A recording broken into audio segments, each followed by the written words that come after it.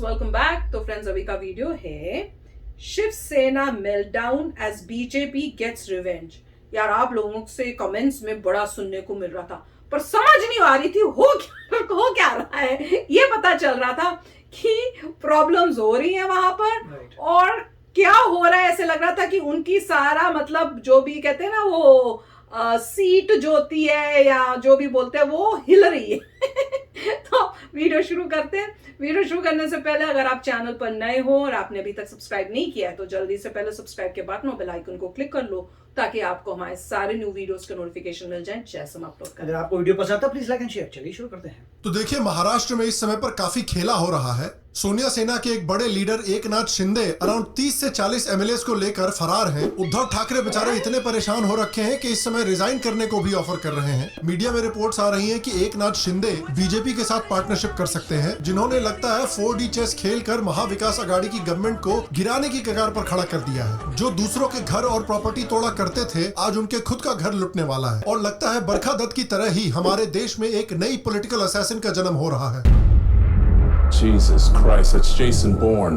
तो ये सब और बहुत कुछ आज के शाम शर्मा शो में।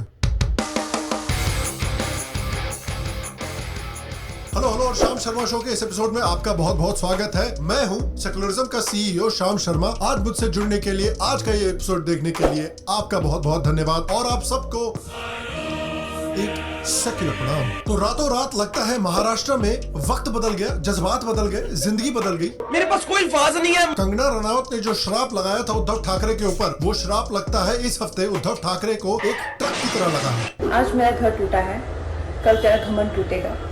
ये वक्त का पहिया है, याद रखना, हमेशा एक जैसा नहीं रहता।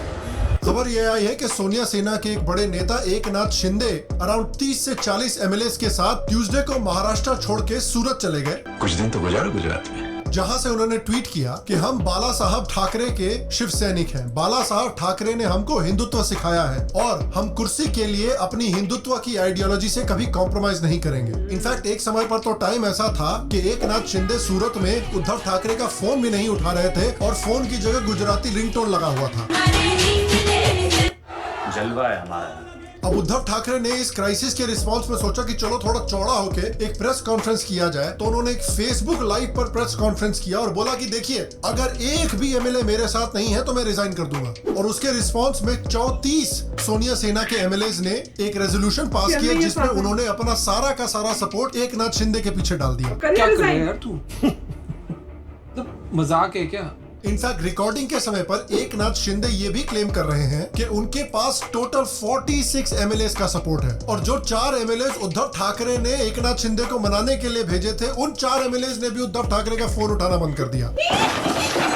अब वो सारे के सारे एमएलए एकनाथ शिंदे के साथ गुवाहाटी में आके रुक गए। अब देखिए, मीडिया में कुछ लोगों ने कहा है कि एकनाथ शिंदे के ऊपर एंटी डिफेक्शन कानून लगना चाहिए और एकनाथ शिंदे और सारे एमएलए को डिस्क्वालीफाई कर देना चाहिए। लेकिन एकनाथ शिंदे कह रहे हैं कि उनके पास 46 एमएलए का सपोर्ट है, जबकि सोनिया सेना के महाराष्ट्र के लेजिस्लेचर में 56 एमएलए हैं। यानी एकनाथ शिंदे के मुताबिक उनके पास 2/3 सोनिया सेना के एमएलए का सपोर्ट है और एंटी डिफेक्शन लॉ के मुताबिक अगर किसी भी पार्टी से 2/3 एमएलए छोड़ के दूसरी पार्टी में चले जाते हैं तब उनके ऊपर एंटी डिफेक्शन कानून नहीं लगाया जा सकता। ये पहले मेघालय में भी हो चुका है, जब 17 में से 12 कांग्रेस एमएलए ने तृणमूल कांग्रेस ज्वाइन कर लिया था और जब 2019 में 6 में से 6 बहुजन समाज पार्टी के एमएलए ने कांग्रेस ज्वाइन कर लिया था। तो रिकॉर्डिंग के समय पर ऑफिशियली 34 एमएलए ने एकनाथ शिंदे के पीछे अपना सपोर्ट डाला हुआ है। यानी एकनाथ शिंदे को सिर्फ 3 और एमएलए का सपोर्ट चाहिए ताकि उनके ऊपर एंटी डिफेक्शन कानून न लगे और वो बीजेपी के साथ खुले खुले गठबंधन कर सकें। जिन्होंने उद्धव ठाकरे जी के राजनीति के बंद कर दिए धंधे, उनका नाम है एकनाथ शिंदे। एकनाथ शिंदे और उनके सभी जो साथी है वो है सच्चे बाला साहब ठाकरे के बंदे। अभी वो नहीं रह गए अंधे।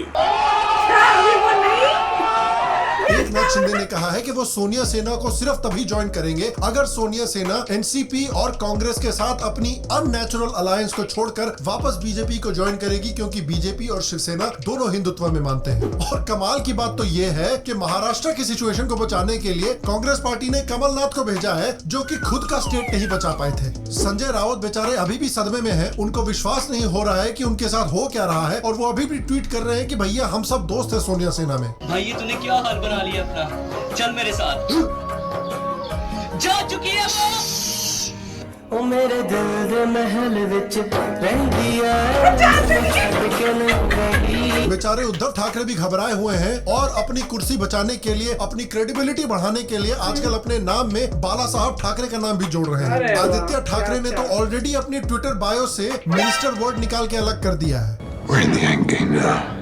मौसम तो ऐसा लग रहा है दिल गार्डन गार्डन हो रहा है, बहुत मजा आ रहा है यहाँ पे। बेचारे उद्धव जी भी इस समय पर सोच रहे होंगे कि जितने सारे सेलिब्रिटीज और एक्टर्स थे जो उनको 2 साल पहले बेस्ट सीएम बोल रहे थे, वो लोग आज कहाँ हैं? पर भैया उद्धव जी को पता नहीं है कि ये सेलिब्रिटीज जो है ना, ये तब तक आपके साथ रहते हैं जब तक आपके पास कुर्सी। जिस दिन कुर्सी गई उस दिन सेलिब्रिटी भी गए। प्रियंका चतुर्वेदी जी जो कांग्रेस को छोड़ के हाल में ही शिवसेना में आई थी, वो भी सदमे में है। वो भी बेचारी कह रही है कि ये तो फैमिली का मुद्दा है, फैमिली की तरह इसको सॉल्व कर लिया जाएगा। और मैडम साल भर पहले जिनको गुंडा बुला रही थी, आज उनको फैमिली बोल रही है। लगता है बीजेपी स्कूल ऑफ याददाश्त रिमूवल से कोर्स करके आई है मैडम। लेकिन अगर प्रियंका चतुर्वेदी जी की बात हो ही रही है तो देखिए, वो भी बरखा दत्त की पॉलिटिकल असैसिन्स क्रीड का जो स्कूल है, उससे बहुत ही एक प्रॉमिसिंग पॉलिटिकल असैसिन बनकर उभर रही है। कांग्रेस का खात्मा करने के बाद लगता है उन्होंने अब शिवसेना का खात्मा करने का कसम खाई है।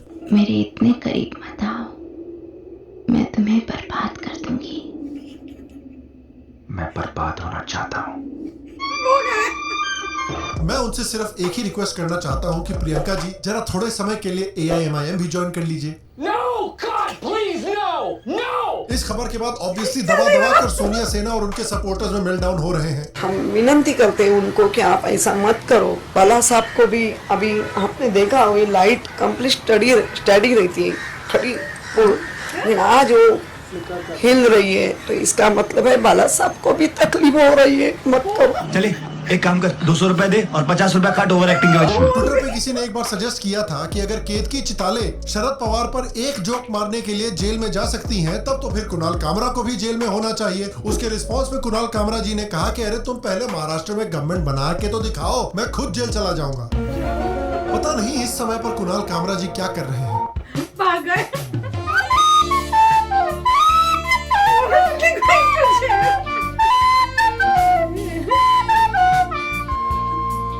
जाना पड़ेगा अब तो, बोला था।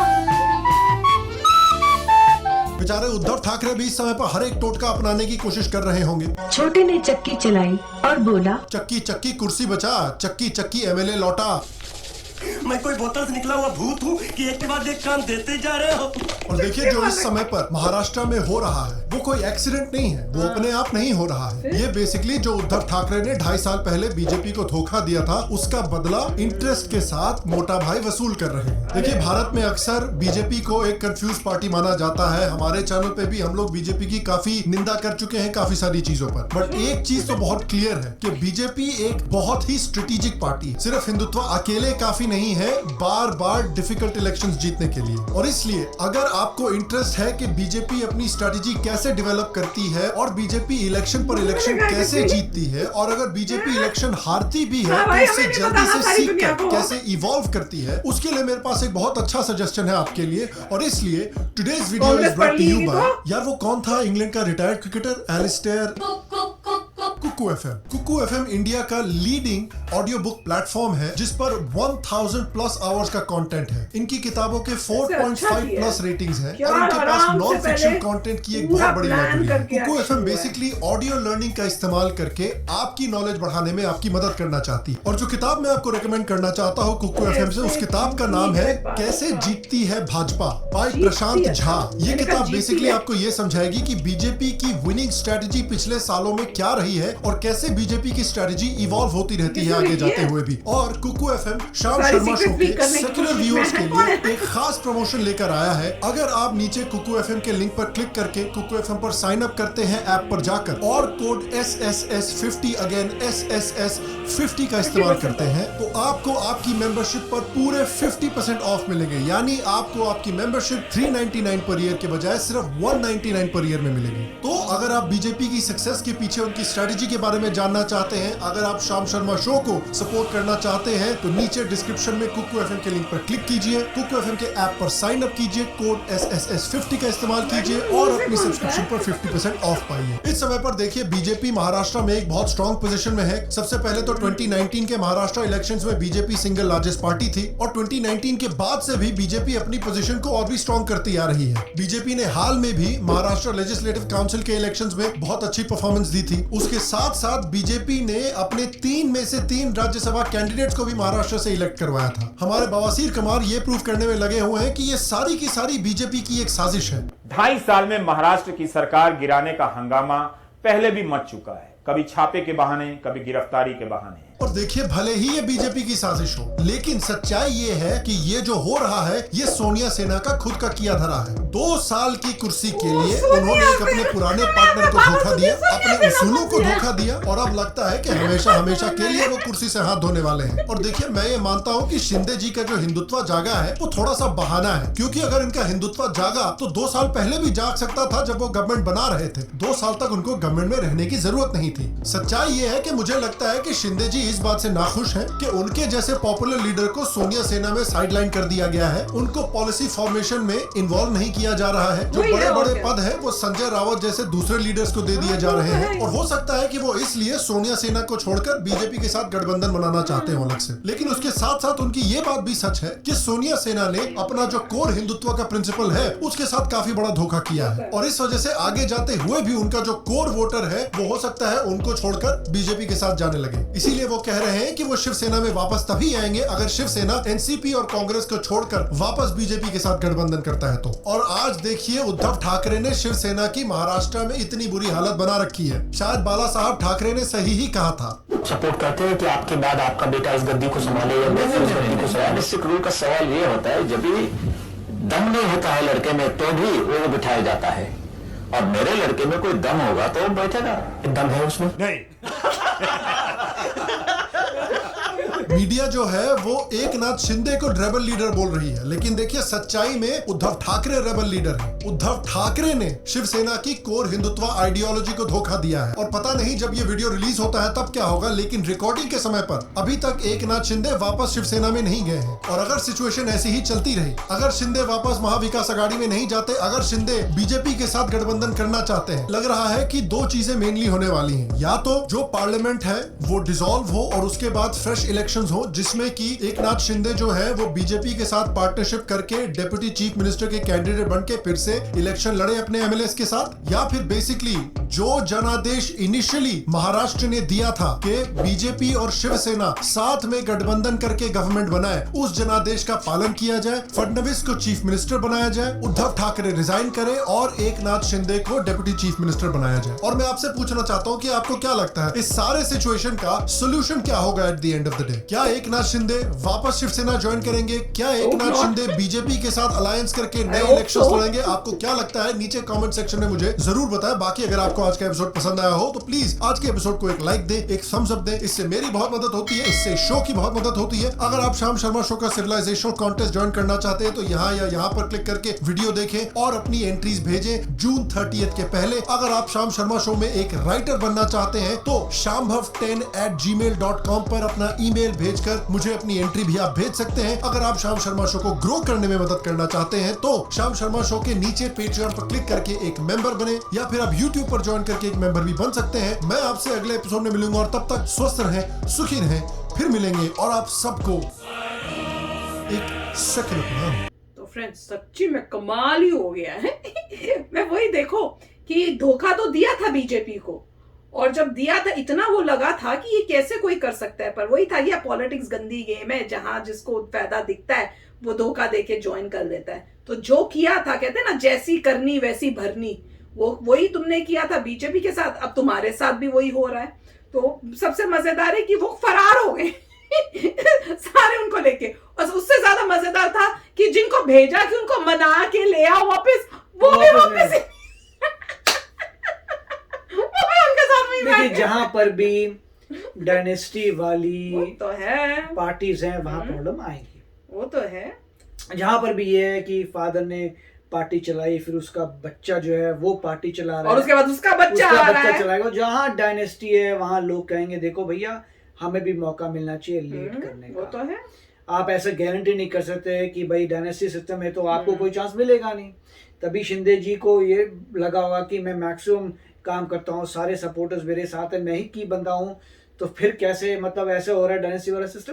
तो मेरे यही फिलॉसफी है, जो मेहनती आदमी है और अनफॉर्चुनेटली वो रिलेटिव नहीं है, ब्लड रिलेटिव, तो वो बोलेगा भैया मैं तो यहाँ नहीं रह सकता। यही पावर है बीजेपी की कि वो ओपन पार्टी है, जो मेहनत करेगा बन जाएगा, उसमें कोई चाचा भतीजा नहीं, कुछ नहीं, तो वो है। और यहाँ पर भी अल्टीमेटली यही हो रहा है। इवेंचुअली जैसे बीजेपी अच्छा कार्य कर रहे हैं, लोग सीधा कह रहे हैं स्ट्रेट बीजेपी को देंगे, कोलैबोरेशन नहीं चाहिए, हाँ। सीधा बीजेपी को दो, हाँ। और आगे बढ़ो, कोलैबोरेशन उसमें यही होता है कि भाई आप उनको अंडर, और अपनी जिस हिसाब से प्रॉब्लम्स आ रही हैं इंडिया में, बहुत जरूरी है कि लोगों को डायरेक्टली बीजेपी को देना है और मेजॉरिटी में लेके आना है, जिससे बीजेपी अपना कार्य कर सके। जैसे यूनिफॉर्म सिविल कोड है, इसे बहुत सारी चेंजेस लेके आने हैं, वो तभी आ सकती हैं अगर साफ हो कि फुल मेजॉरिटी है। देखिए बाहर भी पूरे वर्ल्ड में आलतू फालतू न्यूज़ लोग लाते हैं, बट अल्टीमेटली लोग ये कहेंगे भैया जो भी हो रहा है डेमोक्रेटिकली इलेक्टेड पार्टी कर रही है, जो पार्टी लोगों ने जिताई वो कर रही है according to the will of the people. तब कोई कुछ नहीं बोल सकता। डिक्टेटरशिप में तुम कुछ भी बोल सकते हो कि ये हो गया वो हो गया। यहाँ पे जब भी कोई कुछ बोलता है नेगेटिव, आंसर ये होता है भैया ये डेमोक्रेसी है, लोगों ने चूज किया है, तो जो हो रहा है अकॉर्डिंग टू लोग हो रहा है। बाहर के लोगों को नहीं पसंद हो, उनकी प्रॉब्लम है। इंडिया के लोग डिसाइड करते हैं इंडिया की पॉलिसी। जैसे हम बोलते हैं कि बाहर के लोग अपनी पॉलिसी डिसाइड करें, वैसे इंडिया के अपनी पॉलिसी करते हैं। तो अच्छी वीडियो था, देखते हैं आगे क्या होता है। तो चलो चलते हैं, मिलेंगे नेक्स्ट वीडियो में बहुत ही जल्द। Till then take care and bye bye. तो अगर आप मेरे इस चैनल पे नए हो तो जल्दी से सब्सक्राइब के बटन को हिट करो और बेल आइकन को क्लिक करो, ताकि आपको मेरा जब नया वीडियो मैं लगाऊं आपको उसके बारे में जल्दी से पता चल जाए।